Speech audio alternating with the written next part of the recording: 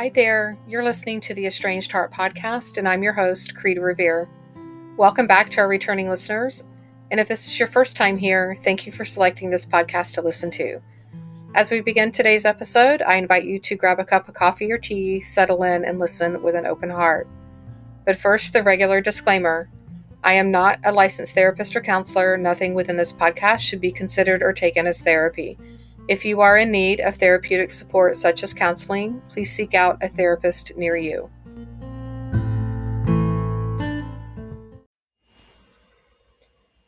Hi there, a couple of announcements and reminders before we dive into today's episode. There will be continued support groups throughout the summer, and I would like to invite you to consider, if you've been considering joining one of the support groups that I offer, but feel that maybe the summertime is not the best time. People are busy, vacations, traveling, things like that. I totally understand, but I'd like to offer this for consideration. Sometimes joining a group in the summertime can be helpful in that there's a separation from Mother's Day and that holiday, and then the holidays in the fall and winter. And sometimes when we're inundated with those holidays and things seem to be escalated and more intense, yes, we need support even more so then, but also the support in the summertime can afford you an opportunity to relax into learning and growing and being able to actually practice some of your new tools in a tool belt before things become overwhelming, as they tend to do during the holidays. So just putting that out there, if you've been considering joining, the summertime might be a really good time to quote unquote dip your toe in the water and give it a test run. As a reminder, I will have groups starting mid to late June, and more information regarding specifics of these groups will be forthcoming the first part of June. And these groups will be for estranged mothers, recently reconciled mothers, estranged adult children, and possibly a group or groups for estranged adult children and estranged moms who are therapists. So if you belong to any one of those groups and you would like additional support, please feel free to email me at theestrangedheart@gmail.com, and I'm happy to send you an application or answer any questions that you may have. Yes, there is a fee for these groups. However, these groups are small in size, so that there's ongoing group coaching that happens in the process of these groups. There are lessons and support from other moms or other adult children within the group. A note for the recently reconciled moms: sometimes this is a group who don't necessarily understand the value of a support group until they're in it, and then oftentimes they're not able to find support for them. There's lots of support groups for estranged parents, but for those who have recently reconciled, that support is not generally found. When we are estranged, we tend to focus on just doing whatever it takes to become reconciled, and we don't understand all the things that come with navigating a relationship that has recently reconciled. So if you are looking for support around those topics, please reach out. I am happy to help with this. If you've reconciled and you're wondering now what, or you've reconciled and you feel like you're walking on eggshells and you'd rather not be walking on eggshells, feel free to reach out. I'm happy to help support you through that. And then an announcement: there are transcripts available now for the podcast for each episode, available on Spotify. So if that is of interest to you, you can locate those on Spotify. And if you are looking for one-on-one coaching support, I have a couple of openings for the summer. And so if you're interested in that, email me. I'm happy to answer any questions you may have or forward information regarding my coaching program, my one-on-one coaching program. And again, that email is theestrangedheart@gmail.com. So the quote for today is "Never lose a holy curiosity." And that is by Albert Einstein. On to today's episode. Hi there. Today's episode is I will be sharing two stories of reconciliation. And I thought it was important to share these two particular stories. The mothers have given me permission, and I think it's important to cover these because these were what we tend to call the long haulers. Their estrangements, one lasted for 10 years, the other one for 9 years. And one reached out to their adult child, the other one, the adult child, reached out to the parent. And what I tend to see in a lot of the support groups for estranged parents is a sense of hopelessness if reconciliation doesn't happen by year 2 or 3 of estrangement. Parents tend to get into a place where they feel they'll never reconcile, that their children don't love them, and that their kids have no desire to have a relationship with them at all.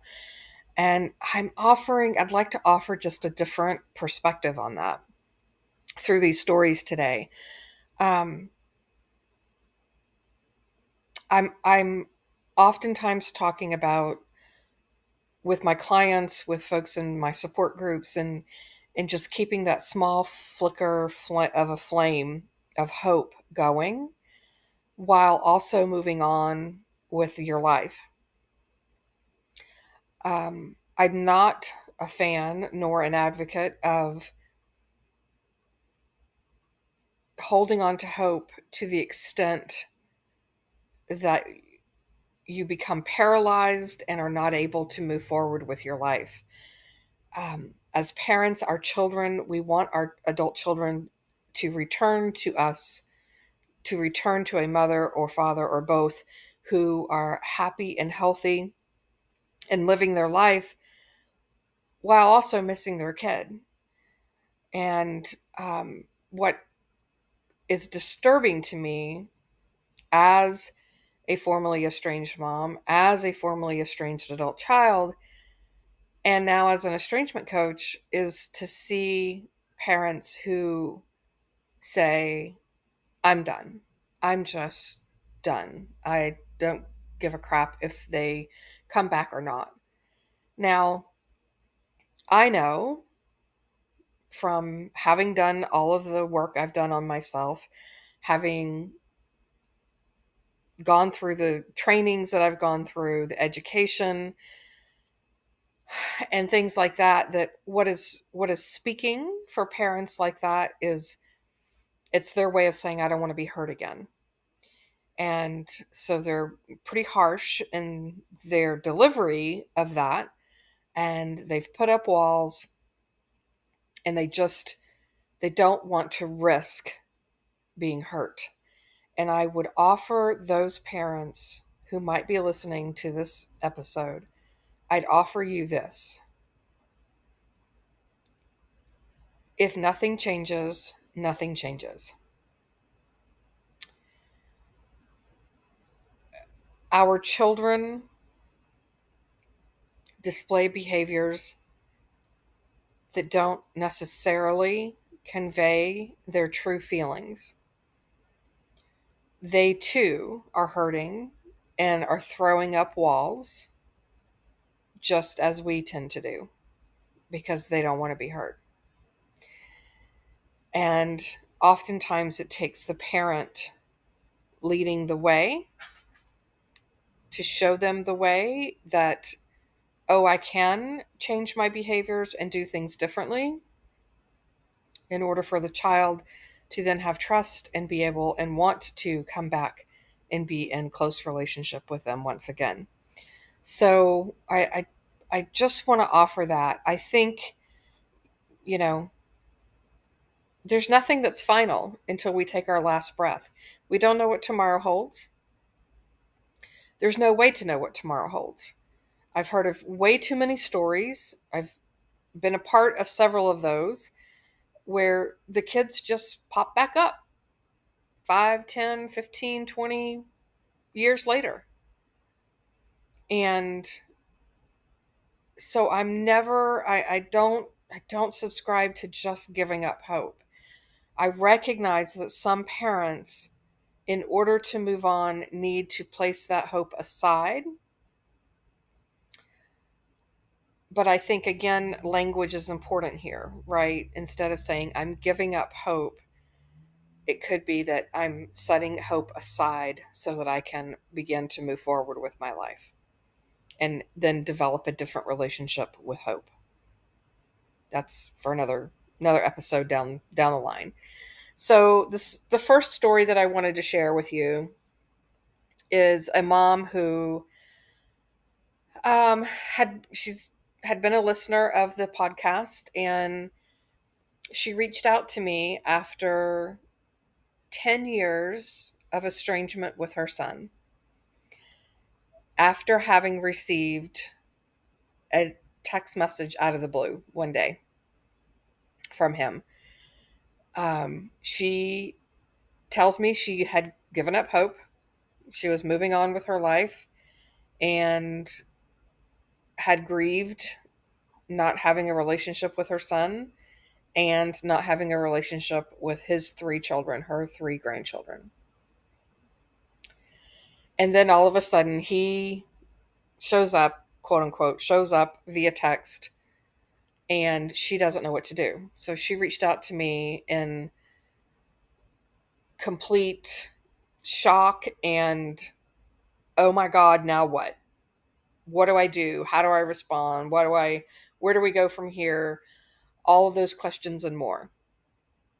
So we talked, and I walked her through a couple of different things, and she came back and said, well, one of the things that my son has said is that in order to have a relationship with him, I needed to make things right with his wife, my daughter-in-law. And I don't know what to do. I don't know where to go with that. I don't know how to do that. So I worked with her in helping her to figure out what that would look like. What were some of the possibilities? Were there specific requirements that he or her daughter-in-law were laying down? And we came up with sending an amends letter to her daughter-in-law. And so she wrote the amends letter. I reviewed it with her. We made some edits. She sat with it, and she ended up sending it to him after we met again for a final review, and she felt really good about it. So she sent the email off, and within, I don't know, 3 or 4 hours of receiving the email, the daughter-in-law reached out to her and thanked her for sending the letter, thanked her for acknowledging the things that she acknowledged, and that she appreciated that her mother-in-law had taken the time to acknowledge and accept responsibility for a lot of things that had occurred. One of the big issues with the daughter-in-law, with the mom, the mother-in-law, were boundaries regarding the children, the grandchildren.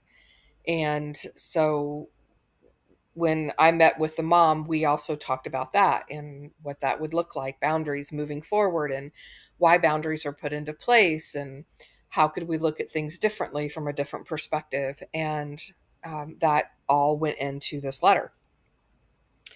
So she begins very slowly to have a relationship with her son, and he learns that she's going to be making a trip up to the state where he lives, and um, invited her to come up to see him.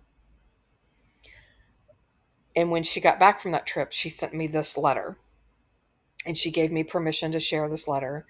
I have changed a few things just regarding locations and names, so as to not, or so as to keep confidentiality as much as possible. But she did give me permission, and I'll read that to you as well. So she says, "Hi, Kreed. I just got back from visiting with my son yesterday, and wow, where do I start? My son and I had spoken over the phone one other time prior to this trip. He said he would like to see me when I got to this state, just the two of us for lunch, and I said sure. Before I left, we were cleaning out the garage, and wouldn't you know it, I found a random box I hadn't gone through since we had moved. It happened to be a box of pictures of my son's dad and I before we were married, our small wedding, me pregnant with him, even the birth of him. Other pictures also included his first few birthdays, him getting older, family gatherings, etc. And I thought, God is trying to tell me something here. He had asked his sister if I would give him his baby album once before, and back then I laughed and thought, never. I decided to make him a quick photo book with collages of all of those pictures, ending in a page of just him and his sister and a page of just me and him through the years. I wrote a special note and found a quote and put it on the last page. He and his wife came to his grandmother's house and spent hours.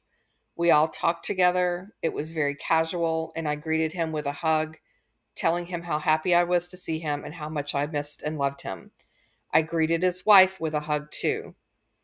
It was like almost a decade hadn't even happened. I was careful not to ask anything about the kids, kept the focus on them, meaning the son and daughter in law.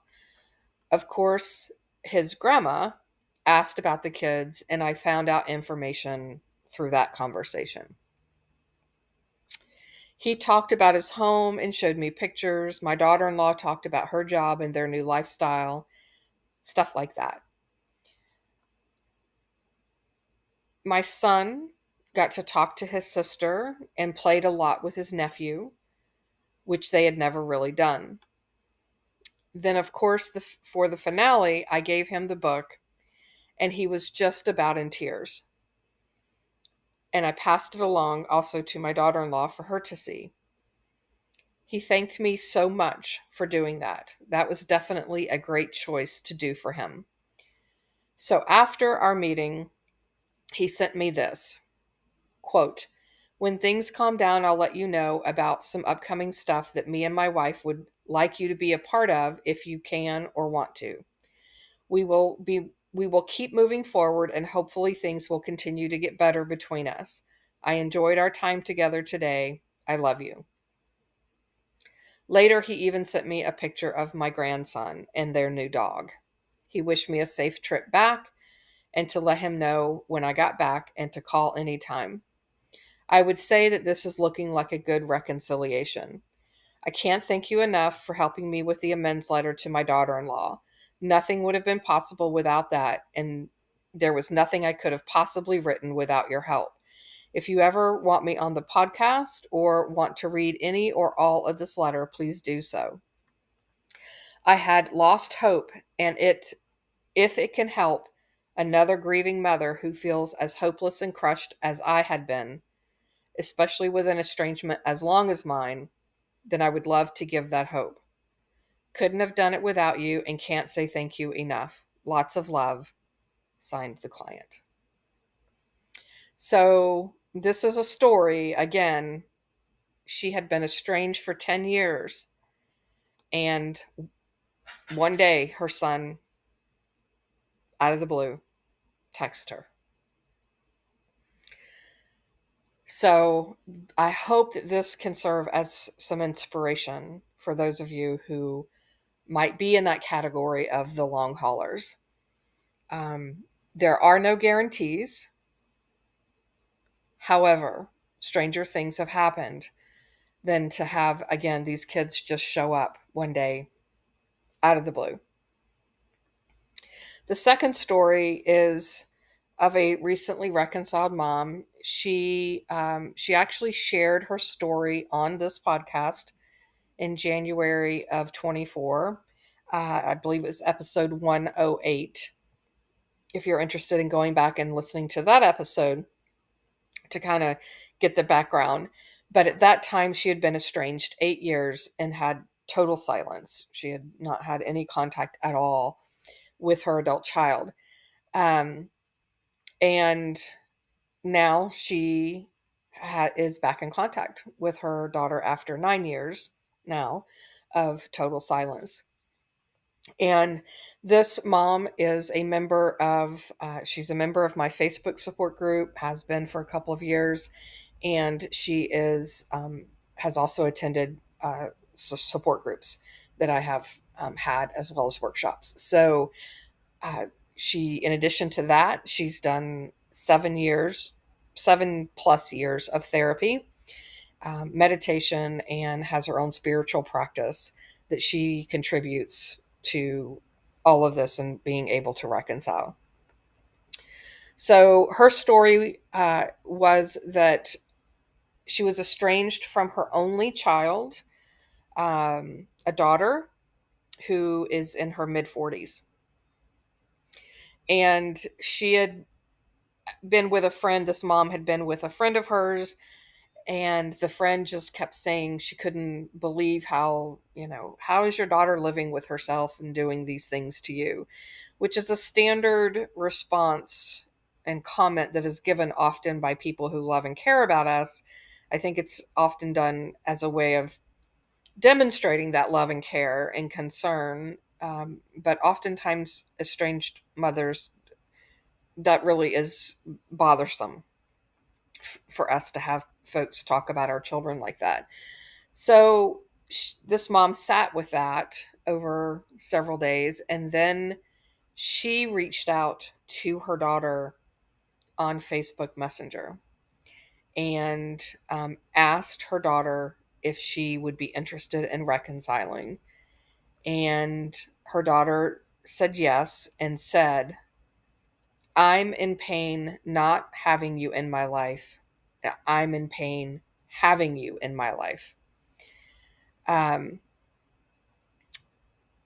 She asked her mom what she was wanting out of the relationship, what she needed and expected. And this mom said, more peace in each of our hearts.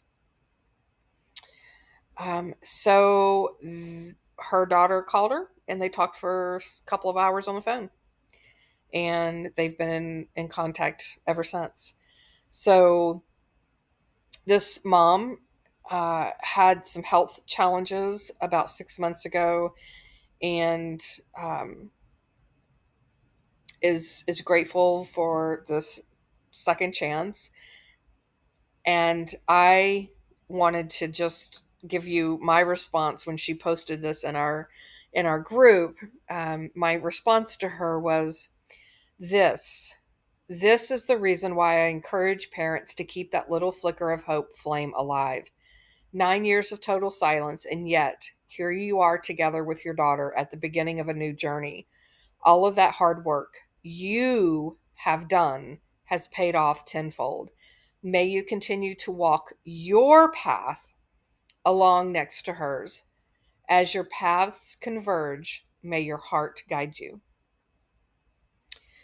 And she replied, "Thank you for all that you've shared and continue to. You have such strength and lots of courage in teaching us boundaries that guide us to remain in the role of mother with dignity.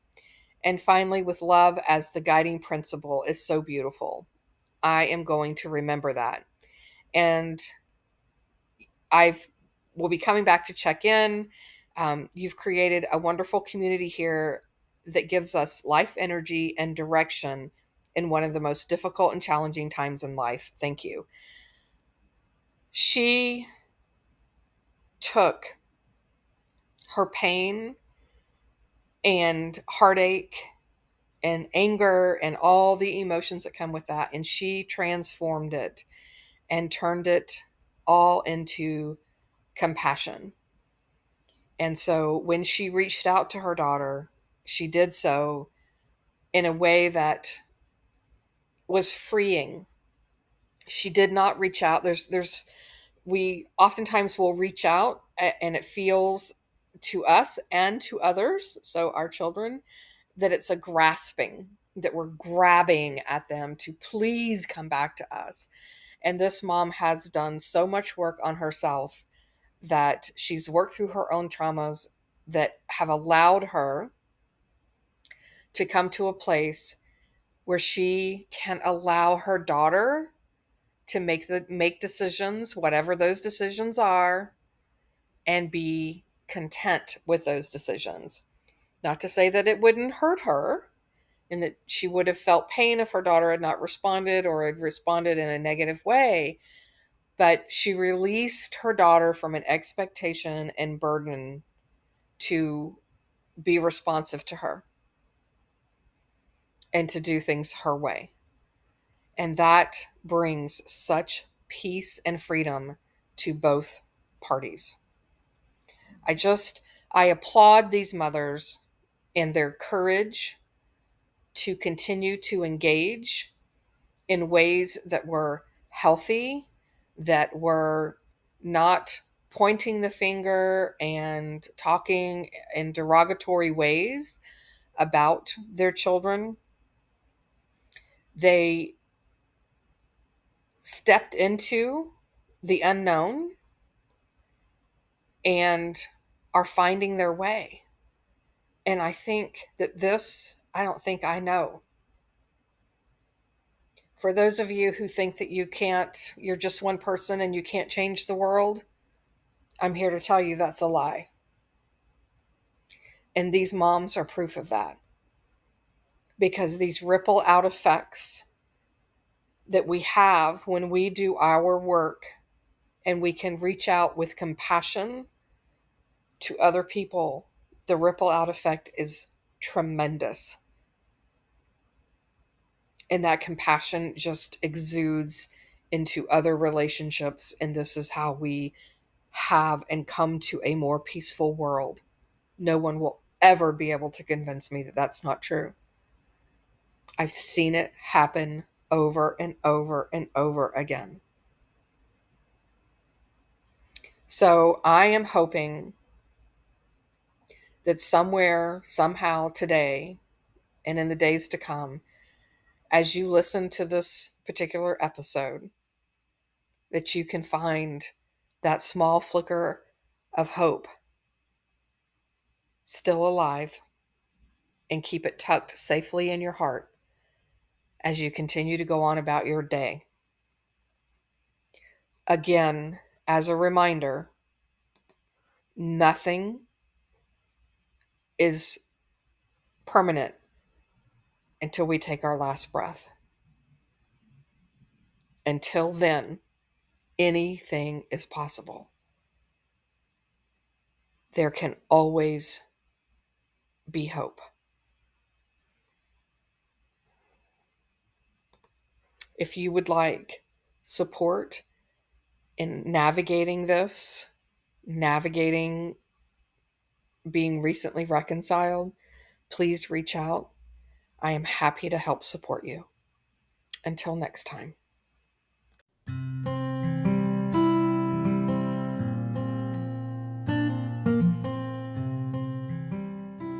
This this brings this episode to a close. I hope that this time together was time you feel well spent and that you are able to find some takeaway nuggets to help you on your journey, wherever you may be on your estrangement and reconciliation path.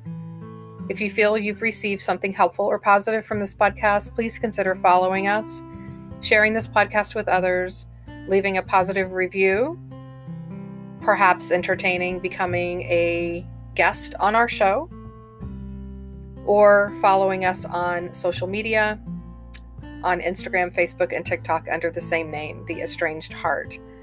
As a reminder, there is an online support group on Facebook. If you are a estranged mom who identifies as being spiritual and approaches estrangement with a sense of curiosity rather than blame and judgment, and desire to do inner self-work and reflection, please seek us out. We can be found at facebook.com/estranged mothers support group. And lastly, if you are an estranged parent or an estranged adult child and would like to have your story shared on the podcast, anonymously or not, please reach out to me via email at theestrangedheart@gmail.com.